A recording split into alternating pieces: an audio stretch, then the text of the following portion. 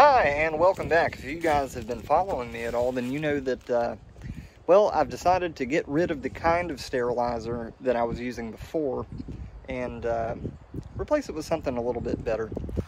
This is hopefully the last run that I'll ever lose due to flooding. Because what I used to do is I just had the barrel. Now the barrel, which, ghetto fabulous, so just bear with me here. But, this guy had a float valve in the bottom of it with a heating element and a grate in the bottom, and then I would just load this up, and it was supposed to meter the water in as it was needed, but it never quite worked properly, and it would flood pretty often. So I lost a lot of runs, which means I lost a lot of money, and then didn't have any mushrooms to sell my customers, so that just doesn't work at all. So what I wound up doing, thanks to the help of a few of my friends on the internet, thank you guys, instead of going with this big complicated build that I was going to do that was going to cost a lot of money, they suggested that I use the barrel as the boiler for it. So now that float valve obviously is shut. Here's the end of it. So we don't have any water leaking out of it because the water level is above the float valve. May take that out and just plug that at some time, but it kind of serves as a nice little drain in case I ever need to drain that barrel.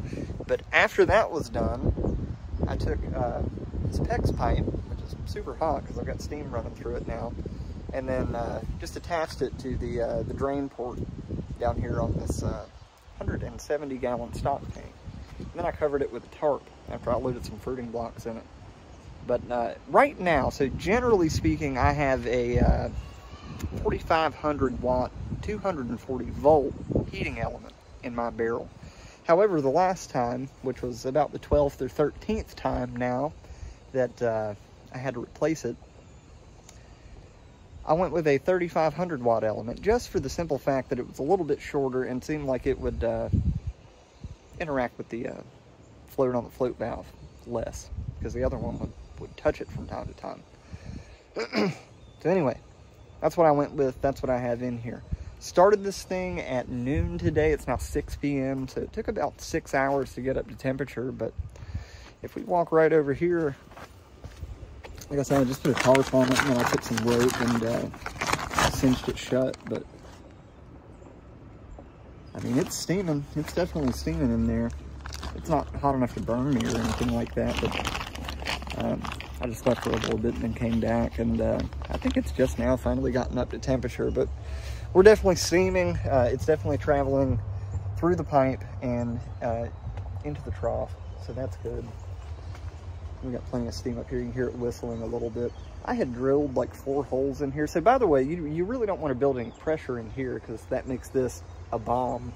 So this ring is on there, but not all the way, just loosely enough to keep it on there. Got a little weight on there, and back when I just ran the barrel, I had 4 holes, vent holes in the top, so just covered those with rocks. And well, man, this thing is ghetto. Definitely a back side of the house kind of an operation, but hey, it works. We're gonna run it, go with it.